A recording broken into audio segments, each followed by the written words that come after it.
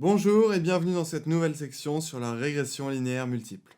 Alors nous restons dans le cadre de la régression linéaire, mais cette fois-ci, nous aurons plusieurs variables indépendantes pour expliquer notre variable dépendante qui elle-même sera toujours bien sûr numérique continue puisque nous sommes dans le cas de la régression par opposition à la classification où la variable dépendante est catégorique.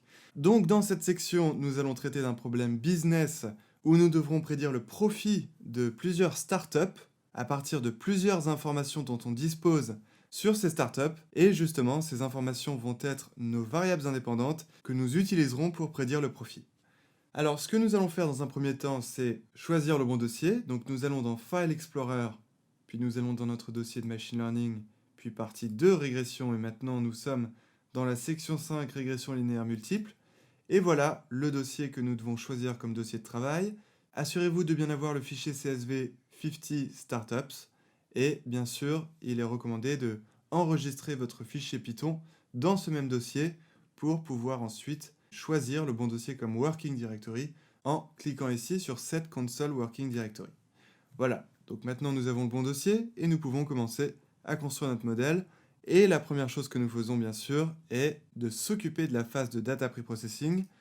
Et donc je retourne dans mon fichier datapreprocessing.py pour prendre à nouveau toutes ces sections de code, je les copie et je les mets dans mon fichier régression linéaire multiple, comme ceci, et maintenant exécutons les sections une par une. Donc nous commençons avec cette première section où nous importons les librairies, classiques que nous utilisons à chaque fois. Ensuite, nous allons importer le dataset. Donc dans la partie 1, notre fichier de données s'appelait data.csv, et maintenant il s'agit de 50 startups. Comme c'est le cas pour tous les datasets de ce cours, la variable dépendante est bien la dernière colonne, et donc on est prêt à directement exécuter cette section pour importer le dataset et créer la matrice de variables indépendantes et le vecteur variable dépendante. Donc exécutons, voilà, le dataset est bien importé, regardons de quoi il s'agit.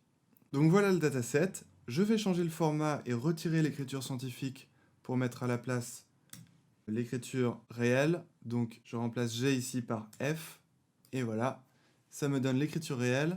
Je peux agrandir les colonnes. Voilà, parfait. Donc maintenant, que signifie ce dataset?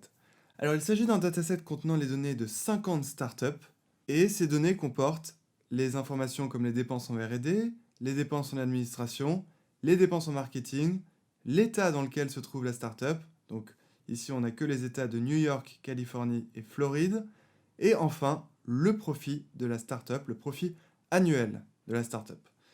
Et donc, on s'imagine que l'on travaille pour un fonds de venture capital qui se demande dans quelle startup il faut investir. Et donc, pour aider ces investisseurs du fonds de venture capital à savoir dans quelle startup il faut investir, on va leur construire un modèle de régression linéaire qui va pouvoir comprendre les corrélations entre ces données qui, vous l'avez compris, sont les variables indépendantes, et la donnée du profit, qui est la variable dépendante, et qui est la variable que l'on cherche à prédire. Donc, commençons à construire notre modèle. Nous avons déjà importé le dataset, créé notre matrice de variables indépendantes. La voici, elle contient les 50 startups, c'est-à-dire les 50 observations, et les 4 variables indépendantes, dépenses en recherche en développement, dépenses en administration, dépenses en marketing et l'état. Et nous avons évidemment notre variable dépendante, sous forme de vecteur, qui contient les profits de chacune de ces 50 startups. Et maintenant, occupons-nous de la suite de cette phase de data preprocessing. La prochaine section concerne la gestion des données manquantes. Regardons si on a des données manquantes. Non, ça n'a pas l'air d'être le cas. Aucune donnée manquante. Parfait. On peut supprimer cette section et passer à la prochaine, qui concerne la gestion des variables catégoriques. Regardons si nous avons des variables catégoriques. Et oui, nous en avons une. Il s'agit de l'état, state, puisqu'en effet, c'est une variable catégorique composée de 3 catégories, New York, Californie et Floride. Donc, nous allons encoder ces 3 catégories. Il s'agit bien évidemment d'une variable catégorique nominale, c'est-à-dire qu'il n'y a pas de relation d'ordre entre les catégories, et donc nous allons créer 3 demi-variables pour chacune de ces catégories. Donc la colonne state ici va être remplacée par 3 colonnes, la colonne New York, la colonne Californie et la colonne Floride.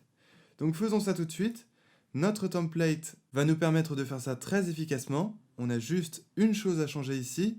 Il s'agit de l'indice de la colonne correspondant à cette variable catégorique.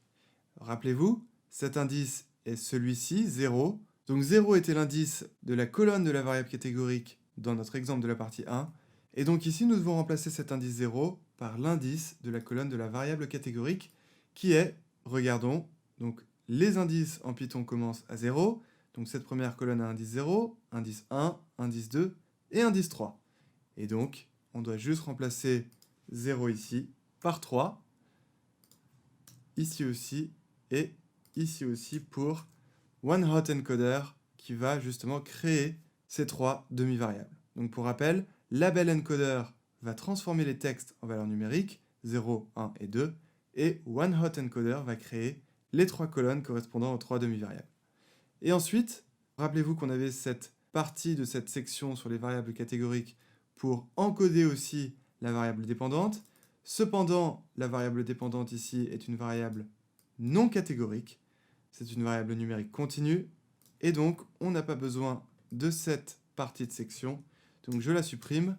Et nous voilà prêts à encoder notre variable catégorique state. Donc, nous allons faire ça tout de suite. Regardons juste x avant de le transformer. Donc voilà x, comme vous le voyez très bien. La variable catégorique possède ces catégories New York, Californie et Floride sous une seule et même colonne. Et maintenant, lorsqu'on sélectionne cette section, on obtient une nouvelle matrice de variables indépendantes. Regardons-la, x, et voilà. Nous avons maintenant 6 colonnes, donc faites attention, il n'y a pas 3 colonnes ici. 1, 2, 3, 4, 5, 6, on peut mieux le voir ici. Les 6 colonnes. Je vais à nouveau changer le format et mettre 0 décimale après la virgule. Voilà. Nous avons 6 colonnes et faites attention, la colonne state était la dernière colonne avant transformation et les 3 demi-variables ont été placées non pas comme les 3 dernières colonnes, mais comme les 3 premières colonnes. Il s'agit bien des 3 demi-variables correspondant aux 3 états. Donc, si on veut voir quels états correspondent à quelle colonne, alors on peut voir ça ici très facilement. Pour la première observation, on a un 1 pour la troisième demi-variable, la troisième colonne, et la première observation appartient à New York, et donc cette colonne correspond à New York. Pour la deuxième observation, on a un 1 pour la première colonne, et la deuxième observation appartient à Californie, donc la première colonne correspond à Californie.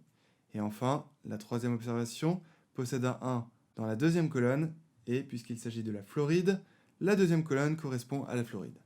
Et alors maintenant, attention, souvenez-vous des tutoriels théoriques que vous avez vus précédemment. On ne doit pas tomber dans le piège des demi-variables pour éviter ce problème de multicollinéarité, et donc on doit retirer une demi-variable. Et ne vous inquiétez pas, c'est très facile, ça prend une ligne et une courte ligne. En fait, ce qu'on va faire, c'est qu'on va retirer la toute première colonne, la toute première demi-variable. En fait, on peut retirer n'importe quelle demi-variable, mais nous allons retirer la première, c'est-à-dire Californie. Et donc j'ai pris x égale, et là, je prends à nouveau x, mais cette fois-ci, je ne vais pas prendre toutes les colonnes de x, donc je prends toutes les lignes de x bien évidemment, mais je ne vais pas prendre toutes les colonnes de x, je vais prendre toutes les colonnes sauf la première. Et pour faire ça, vous voyez que j'ai pris les colonnes à partir de la deuxième colonne, puisque la deuxième colonne a pour indice 1. Donc en prenant ici 1, 2 points, ça veut dire que je prends toutes les colonnes de x de la deuxième colonne à la dernière. Et donc du coup, lorsque je sélectionne cette ligne et exécute, eh bien, vous voyez que x vient de perdre une colonne, maintenant il en a 5, à l'inverse de 6 précédemment. Et effectivement, on a nos premières demi-variables, Floride et New York, et après on a évidemment nos 3 variables indépendantes, les dépenses en R&D, les dépenses en administration et les dépenses en marketing. Et voilà, là nous avons bien géré les variables catégoriques. Non seulement nous avons bien encodé notre variable catégorique de l'état, state, et en plus, nous ne sommes pas tombés dans le piège des demi-variables puisque nous avons bien retiré une des 3 demi-variables, en l'occurrence la demi-variable Californie. Donc appuyons sur OK et passons à la prochaine section de notre phase de data preprocessing qui consiste à créer le training set et le test set.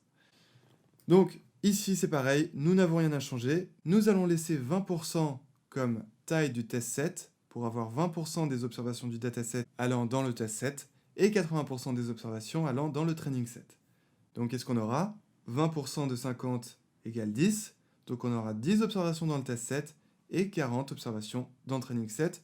Ainsi, on va construire le modèle sur les corrélations de 40 observations et on va pouvoir établir de nouvelles prédictions sur 10 nouvelles observations.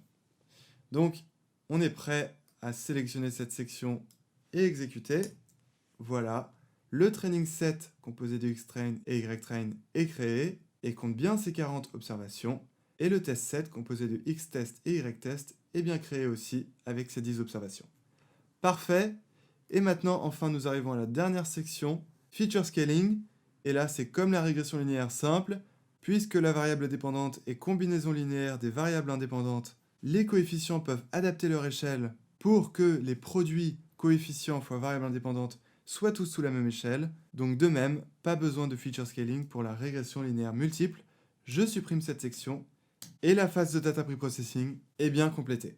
Donc dans le prochain tutoriel, nous commencerons à construire notre modèle de régression linéaire multiple. Vous verrez que c'est exactement la même chose que pour la régression linéaire simple. Ainsi, ce sera très efficace. En attendant, bon machine learning!